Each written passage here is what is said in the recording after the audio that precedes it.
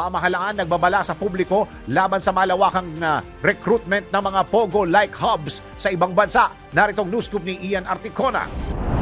Binalaan ng Bureau of Immigration ng publiko laban sa massive recruitment ng ilang mga sindikato para magtrabaho abroad bilang mga customer service agents, pero pagdating sa ibang bansa ay isasabak sa scam hubs.